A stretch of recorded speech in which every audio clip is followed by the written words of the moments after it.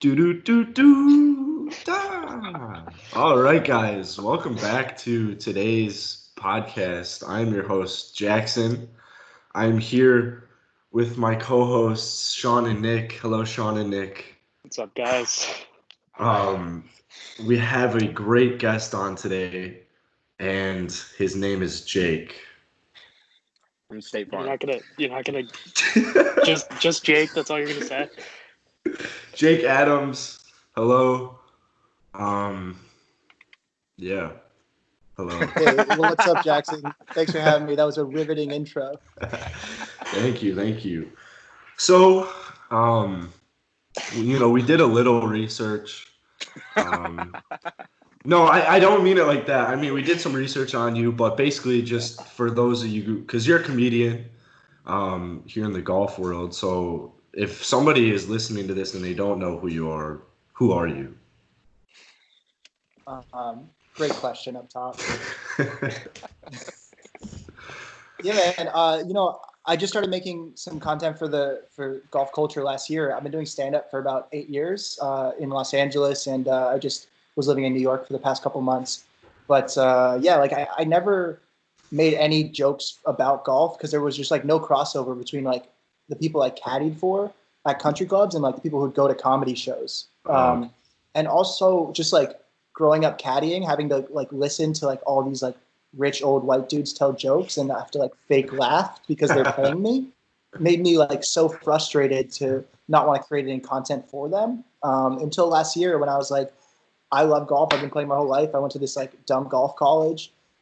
Maybe there's a way I can create some stuff that's funny to me and just see what happens with it.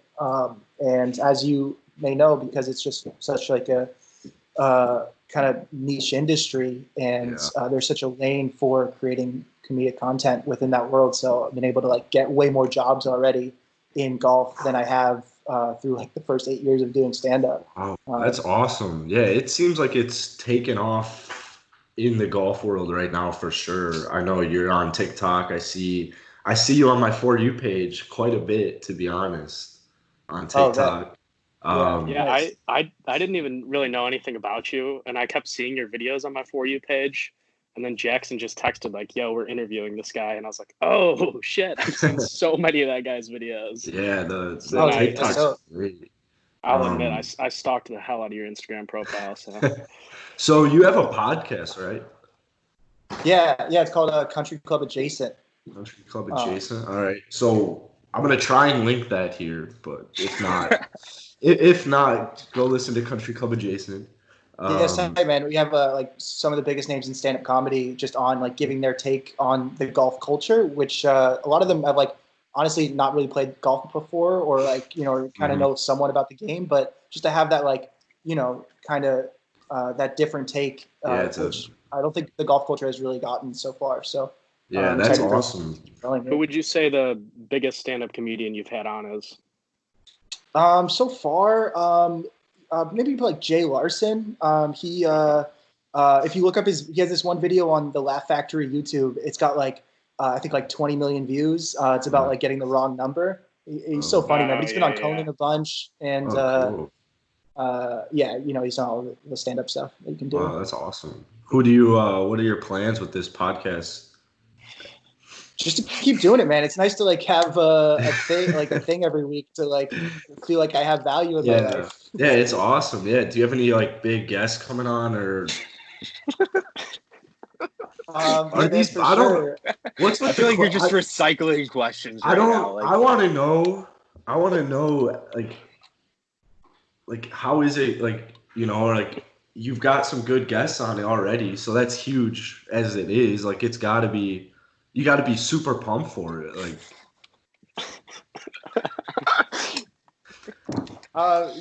Yeah, man. Honestly, I just like I like the idea of just kind of breaking down these barriers in the golf industry and the culture, where like you can get these takes that people have not heard before. Yeah, so, I think the TikToks are absolutely hilarious. I saw the I think you posted on Instagram today the golf shoe one.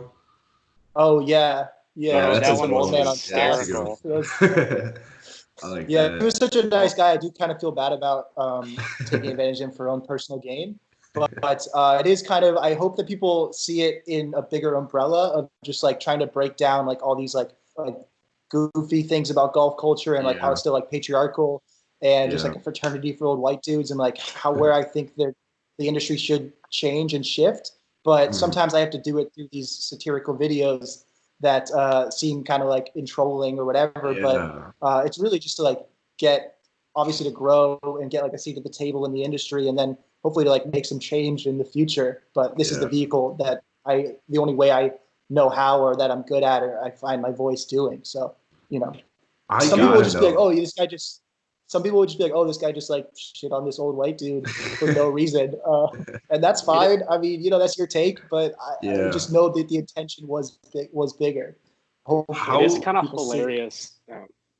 Well, I feel like I'm about to ask the same question you are. How do you get the balls to do this? Like, how do you ask these questions? I can't ask these questions. Like, it's probably just from bombing so aggressively the first like 6 years I've done stand up and just like sweating in front of people that just kind of give you that like whatever happens, I've already seen much worse in front of a crowd. So you kind of built up that muscle of like not caring the result. So I'm not gonna lie, the golf shoe video made me think a lot, and I just kind of pictured like going to a baseball game with your cleats on. Like, it's just like such a weird concept. And like, I honestly probably thought about like different things like people do. Like the only thing that like made it seem like normal to me was like, okay, you can wear basketball shoes at a basketball game. I don't know. Just like a take on my high. Yeah, but basketball shoes like can be worn kind of anywhere. Golf shoes, it's weird to wear everywhere. Like there's no way you're more comfortable in golf shoes at a tournament than just regular sneakers. Yeah, so I would things like that are weird. Do you 100%. Like, why are you staying so ready? Like, do you have your clubs in the car as well, like just in case? Probably, They're just in case somebody drops out and they need somebody to play with one of the players. They're just waiting for Tiger to be like, no, come on, you hit the shot for me. Celebrity shot, that would be epic if they like called somebody from the crowd. Man, that's awesome. So, do you play a lot of golf yourself? Yeah, man, as much as I can. I grew up playing. I'm like a 2 handicap.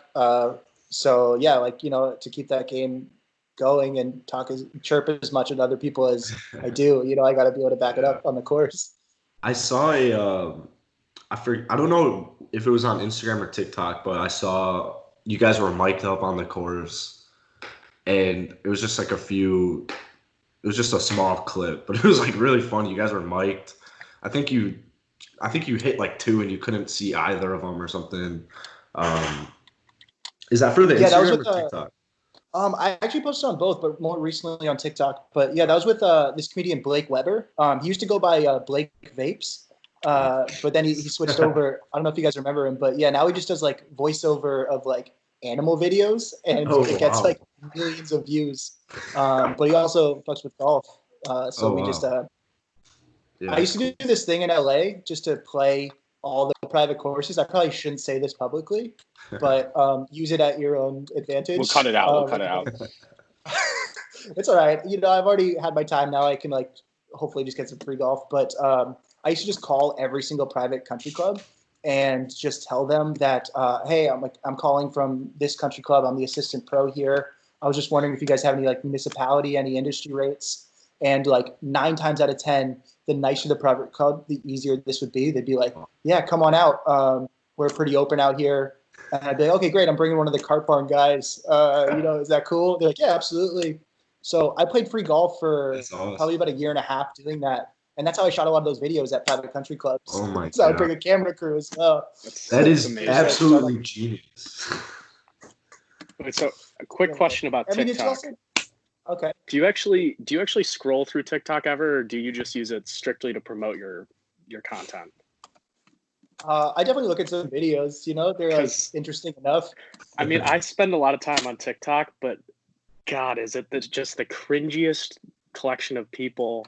Like, there's some really funny stuff on there, but just so much of it is so odd. Nick, I know you're a big fan.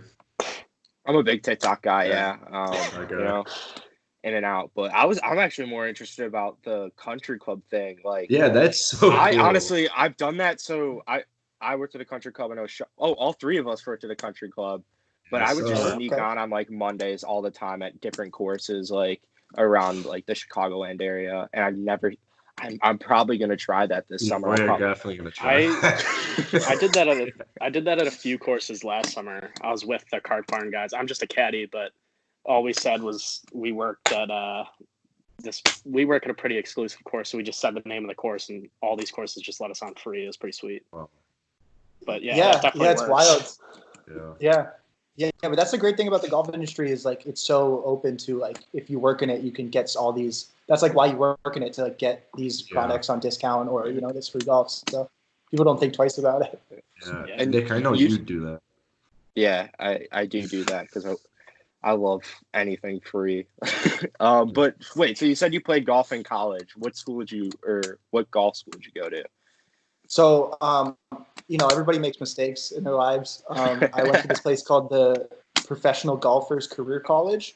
It's kind of like if DeVry offered golf. It's bad. It's like the degree means nothing. None of the credits transfer. I didn't know that until I went to the school. And I don't know. Have you guys heard about? It's like PGM. It's not even that cool. You don't even get a real degree like PGM. It's literally like a scam because you can just work at a golf course. Like you don't have to like give this weird old dude money to. But like I don't know. In a way, like on paper, I was able to get any job in the golf industry that I wanted. And I've used that degree more than like any other real degree. Because like making a career out of it. But you can also just not go to that school. So when you chose that school, were you like, what was your big plan as far as a career in golf? Like, did you have something that really stood out to you, or did you always kind of plan on doing stand-up? To be honest, I wish I researched the school a little bit more before flying to California to do it from the East Coast. But like in the back of my head, I was like, oh, maybe I'll give playing a shot. Realized like that's a whole different level. And then I was like, okay, I guess I can teach. But then I just like, I don't know, I'm bad at teaching without like making fun of people at the same time. Like I enjoy getting people to be better at a thing, but I also like kind of shitting on you throughout the process. But yeah. And then like, I transferred and went to film school. And then, like got into that. And that's when I started doing stand up at the second college. And then, there just like did stand up every night of my life, for the next 8 years. Wow. Nice. How old are you? I'm 28. You're 28. Yeah. What's your height and weight? What's your social security number? Strictly my nose, or this bad boy weighs about 4 pounds. That's so cool, though. So you said you're in California right now? Actually, I'm on Cape Cod. I don't know if you could tell by this oar that's behind me, but. Yeah, so I was in New York for the past 3 months just doing stand-up, and then when all this went down, I just went back home to the Cape. Oh, okay. What are your plans for the summer here when this kind of goes away? Honestly, I've been thinking about my sister has a van. It's a pretty dope van. Like 3 people can sleep in it. Oh, and that's how I went up to the U.S. Open last year to film a bunch of content. And if as soon as fans are allowed back on tour, I am kind of planning on just like following the tour around and just making a bunch of content and like really infiltrating the industry and like like cementing myself in that platform, at least for the end of this year, and then probably end up back in LA and just keep going with my stand-up career and stuff and see where that takes me. That's very cool. Have you been kicked out of a tour event before? Not yet, no. I saw the video where you were offering money to Kuchar's caddy, and I wondered if you got booted for that. To be honest, that was the tour championship, and like 20 minutes after that, like there was lightning, so the whole day got canceled. So I didn't quite get to that next level where they're like, "Yo, this kid's a problem." So it hasn't happened yet. I'm honestly hoping to get some press passes. I think that's going to happen hopefully in the future. So. Then I actually got to really kind of watch it a little bit, but I don't know. If you out of an event, what happens after that? You can't. They can't possibly figure out who you are to not let you into the next event. They're just like volunteers that take your ID to get into a thing. Eventually, they're just gonna start posting your picture all over the place. Like, don't allow this guy in the venue. That'd be wild. It's if you go at Patrick Reed, that will happen. Justine will make sure that you are on some sort of list. We ended up applying for a PGA Tour credential this year. I'd say it didn't go the greatest, to put that into words, based off some of our older podcasts, why the PGA Tour is ruining golf and suing the PGA Tour.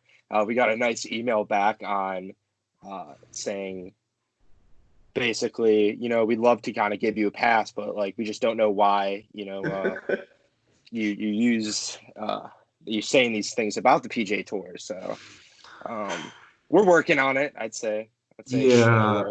What do you think about the PGA Tour from a content creator?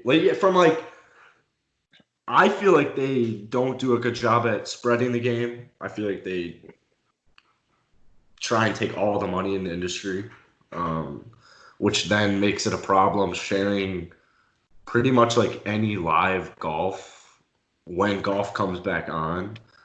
The PGA Tour, if it says PGA Tour anywhere, they're going to take it down immediately. Yeah, it's interesting. I mean, with that thing with like the whole thing with Bob Menery, right? Where like he would be great for the game, and he would bring a lot of new people into their game just through interest through him, and they like banned him from doing any of their content. So yeah, I don't know. I think they're still they rely on traditional values and whatever, like country club traditional values, and which basically is like an excuse you can still like have these like really old point of views, which is frustrating. So, but I don't know, man.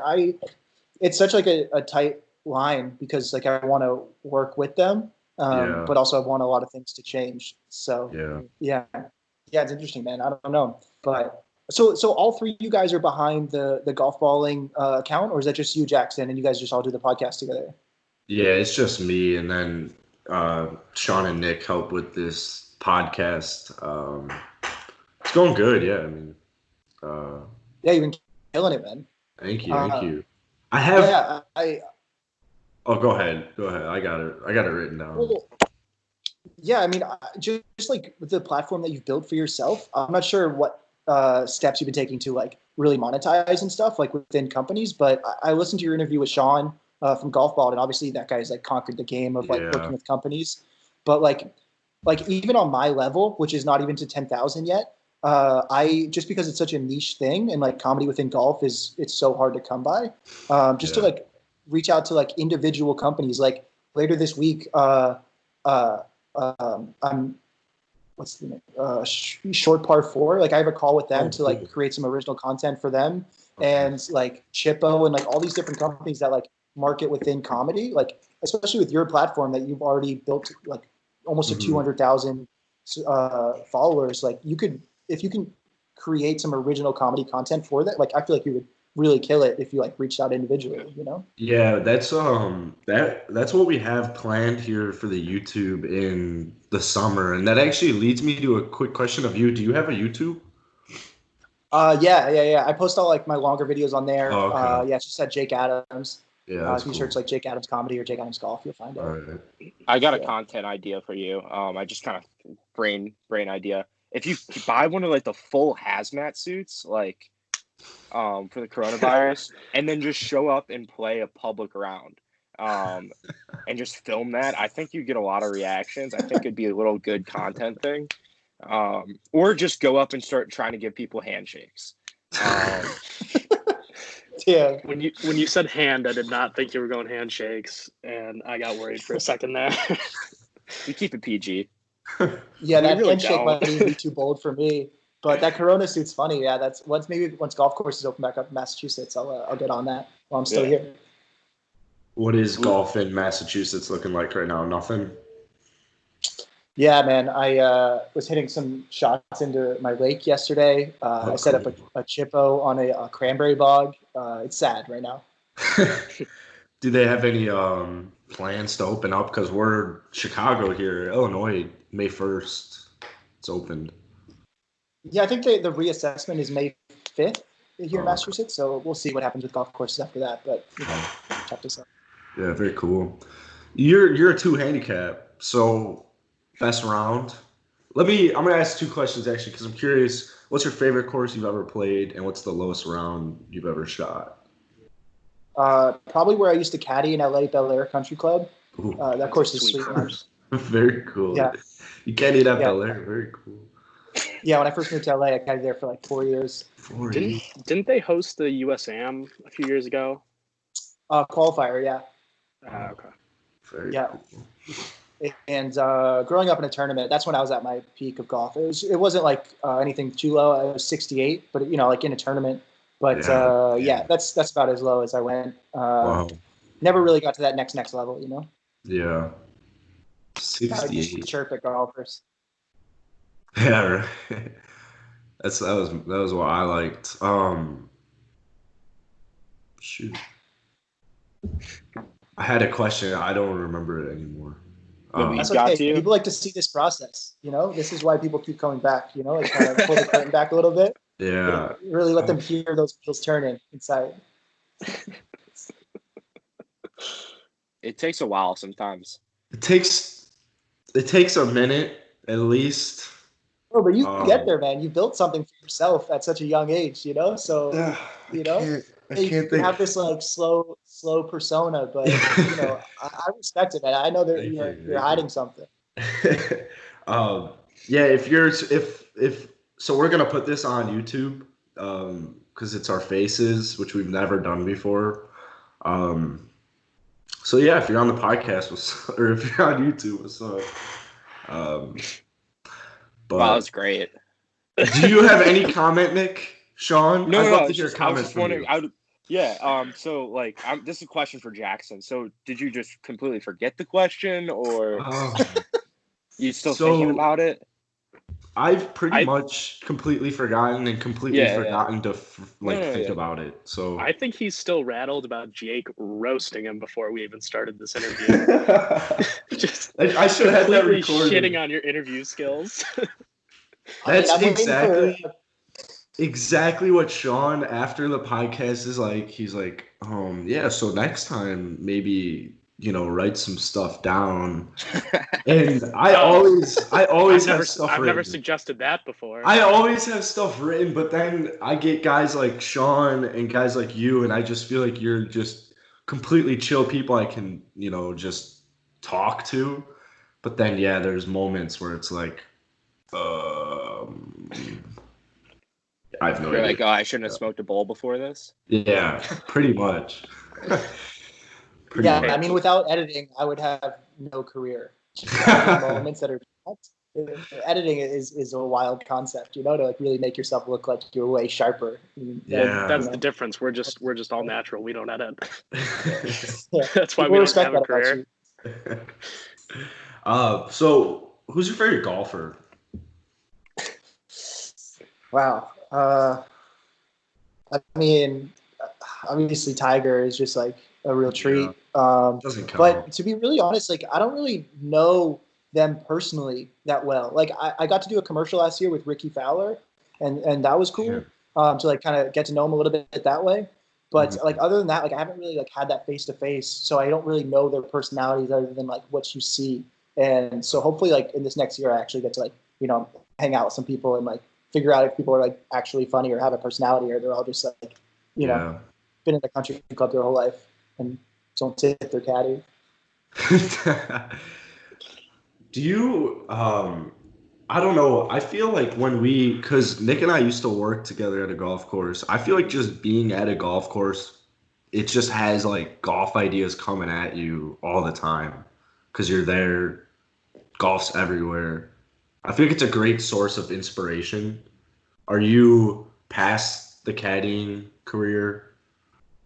Man, I hope so. The last time I caddied was December of last year, so I just got out like when I moved to New York. And luckily I've been able to like build like my content up where I can hopefully just live off just like reaching out to companies and creating some stuff for them along with doing stand up at this point. So as of right now, mentally I'm past the game, but who knows, man? caddied for such a long time in my life that it's also like too comfortable of a fallback, you know, other than like the fact that caddying does not age well and your skin like turns to leather. Yeah. Just like that quick catch that you get was such like a good base for a day job in LA, you know? Are you a double bagger or a single bagger? I mean, come on, buddy. What are we talking about here? It's not even worth it just to put one strap on the shoulder. Thank you. Sean doesn't know what carrying bags are because he just does car chases. Whoa! I double at least twice a week. And chasing sixsomes is tough. A sixsome? Yeah, we don't play in foursomes, man. Who's the? Wait, let Sean go. I'm sorry. So when you think about just caddying as a whole, is there like one story that really sticks out that you like to tell people? Like, just anything pretty funny that's happened when you were caddying before, or no? Well, just to like speak on like how country clubs still need to shift a little bit, but this is kind of a funny thing. Caddying at Bel Air, I heard this story about like their membership process and how one of the guys was like going through this tedious membership process. There's like so many different levels of interviews. You have to talk to all these people. And finally, after like the 6th interview, he went in and they were like not sure if they're going to take him into the club.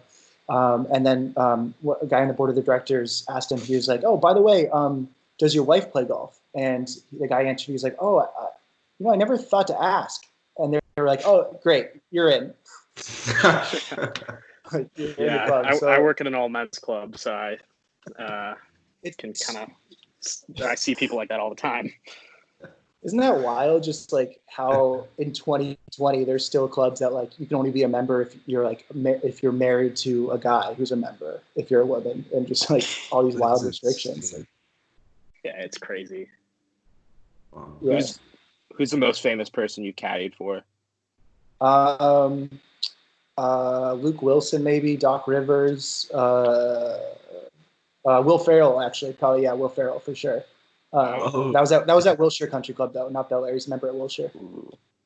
Nick, I know why you asked that question. Oh, sorry. I caddied for somebody famous. I've caddied for Bill Murray. No big deal. Oh, no way! All right, that's epic. Yeah, that beats it all. Bill Murray is like he's legend status for sure. Yeah. How was that? It was really fun, and he was really, really like cool and interesting. The funny part was it was like a high school reunion, and all the guys there were like, he's not even the funniest guy like out of our high school class. Like nobody thought he would be like what he is today, and I think that's like so really like genuine guy though. So, but we played like what's his handicap? It's probably like mid-teens. He probably shot like 95, but like. Oh my God, his clubs were insane. He had all PXG, then like an old Callaway 3-wood, this sick, like really sick leather bag, like just a super like. He did not deserve to be playing PXGs the way he was hitting the ball, but he was a funny guy. Yeah, man, he's the greatest. That's cool. Yeah. But I feel like there's a lot of. If you caddy at a country club for a while, like a lot of people just start coming in, like. Yeah, especially a place like Bel Air, like Steph Curry would play, and like Larry David would come through. I never caddied for those guys, but up there. Yeah, I feel like LD and Bill Murray would be my two top to be able to caddy for. Yeah, that'd be. Other than like Tiger, obviously, but yeah, that'd be insane. That'd be so funny. Sean, did you have something? What, do you want like a caddy story or I don't know, but you're smirking at me though. I don't know. You're giving me luck.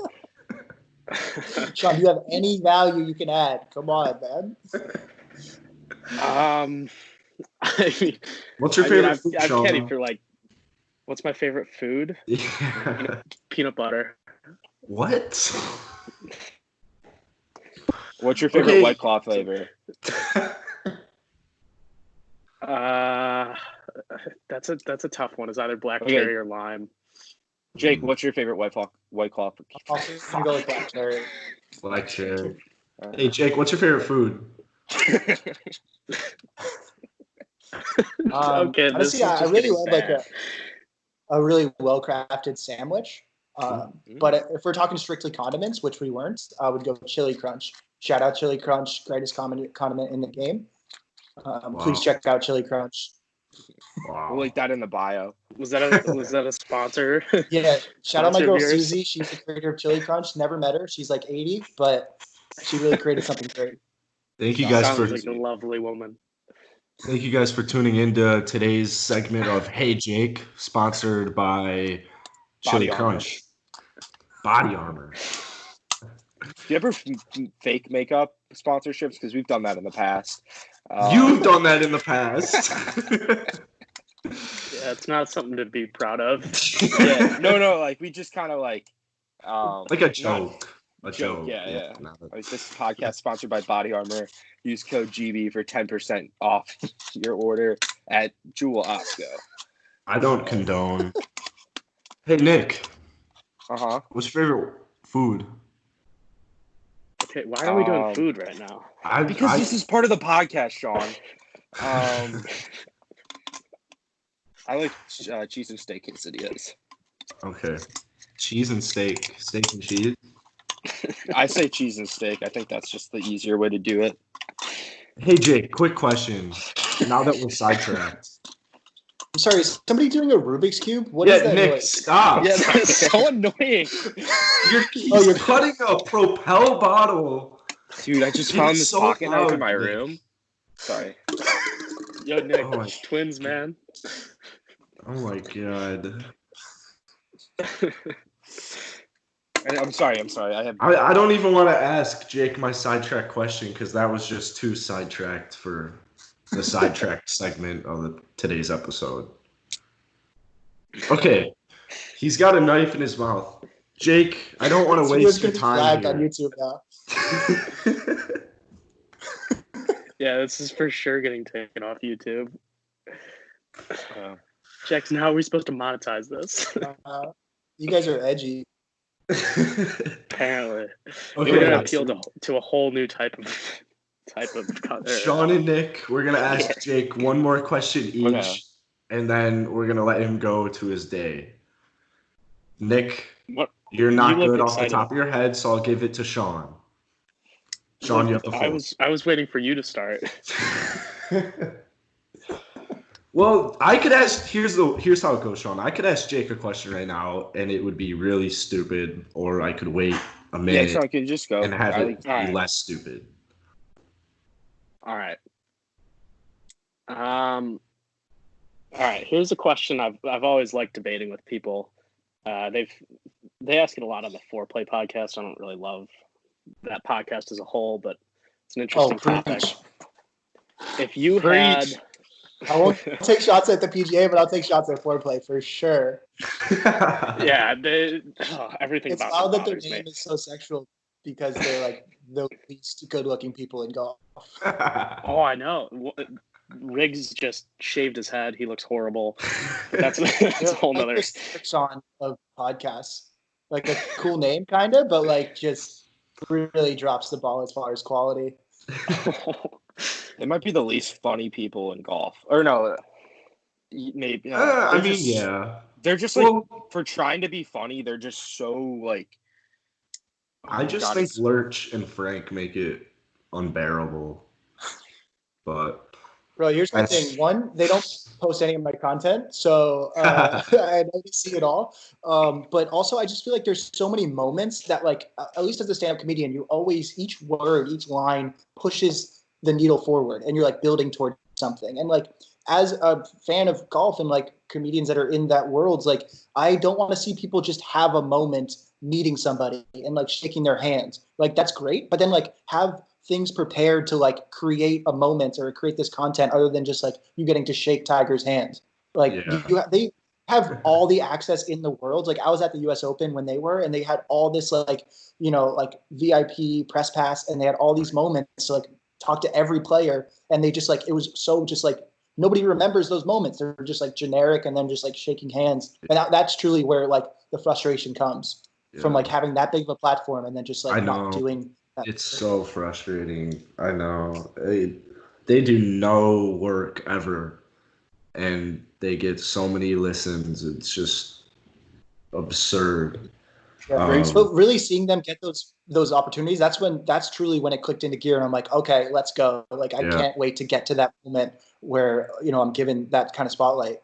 Yeah. Because like just the background of like doing stand up and like having to be funny all the time, like moment after moment. So yeah, soon they're hopefully gonna be like, Jake, we need you on the podcast. We fired Lurch, and you're gonna be like, fuck you guys.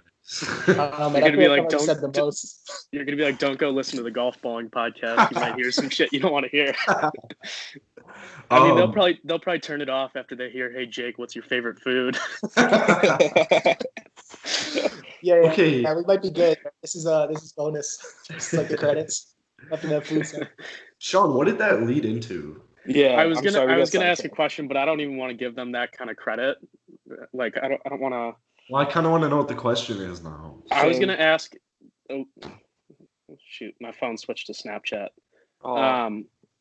They always ask this question, like, if you had like an 8-footer for, they always have some random amount of money, like $5 million or something like that. If you make it, you get the $5 million. If you miss it, you go to prison for a year. Are you taking that deal?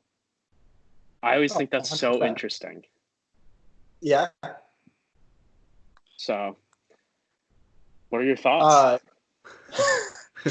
I don't know how much I want to say on that topic, but yeah, no, I mean, I'm taking the deal for sure. I've never personally been to jail, but I have family members that have been in the game. So, if they can make it through, it's in my blood, like we out here. So yeah. I also, who misses an 8-footer, with that much on the line? Every single day. Probably me. I possibly 3-putt, but that's just because I'm a terrible putter. I got a question. So Jake, out of us three, hypothetically, none of us ever probably will. Who would you say has the best chance to become a stand-up comedian out of us three? None of us have any film or any background in any comedy or anything. So, yeah. Well, I think okay. So you would be able to create a set and have success and get laughs probably the fastest.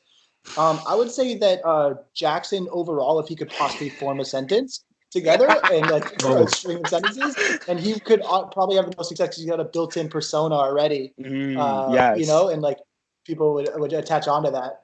I say a lot during the day that I have trouble forming sentences. Yeah, but like Mitch Hedberg, you have like that type of those vibes, Where, if you can sit down and like actually write stuff down and get that together, I feel you could really take off. Like Jackson, think about 2K. Your potential is like you're probably like a 75 overall, but your potential is like a 89, 92. I take that. Yeah, you just seem like you're constantly stoned. Yeah. Which is kind of true. I like that vibe. I gotta move to California, but because that wasn't. I gotta in Illinois. I have a better question for you, Jake. So, if you could play, no, this is an actual good question. If you could play golf with one person, they don't have to necessarily have a background in golf or be a pro golfer, and you can't say Tiger Woods, but celebrity. Crinkle God. Thick. Control your ADHD. Of crinkling. What the hell was I talking about? If he could play golf with any person other than Tiger Woods, who would it be? Yes. I would say probably Freddie Prinze Jr. He's done a lot for the town of Cape Cod. Ever since Summer Catch, I've been a big fan. I don't know who that is, to be honest. That's kind of a joking answer because, like, I don't know. I love hyping up Freddie Prinze Jr. He was like in like I Know What You Did Last Summer. But no, honestly, I don't know. I think it's probably Larry David for sure. He's like the last like successful old white comedian that hasn't messed up in life. But no, yeah, like he also plays golf all the time, and just like being around that guy would be amazing. Do you He's hot dog. do you watch Curb? Yeah, for sure. Yeah, this last season was epic. I was watching a Drake and Josh. No, I was watching a Family Guy episode. I was watching a Family Guy episode the other day. No, it was Drake and Josh. Oh, God. I was watching Just a move show. on, dude. I was watching a show that I was not expecting Larry David in, and Larry David was. It was Sweet Life of Zach and no. I don't know what it was. Oh but my anyways, All right, it was a show, and Larry David was there, and he was like complaining about not getting a table, and it was just so funny. And that's it. So yeah, I mean, he's created an empire of a comedy show just based on who he is, really, and it's like not that much of an extension. So yeah, it's cool. Well, Jake, thank you so much for coming on here. I'm gonna have somebody look back and say how many times we said your name. Jake, how many times do you think we said it today? I'd say 12. 12, okay. I'm taking Nick, you over. you're taking over? Yep, for sure. I'll go 6. Okay, that one's not going to be right. But anyways, thank you, Jake, for coming on. Yeah, go this check was him fun. out. Thank you for having me, for sure. Yeah, No, thank you for talking to us. Enjoy the van this summer. Yeah. I'm serious. I hope you have a great time. Thank you for talking with us for 44 minutes and 24 seconds and counting. Appreciate it. Not many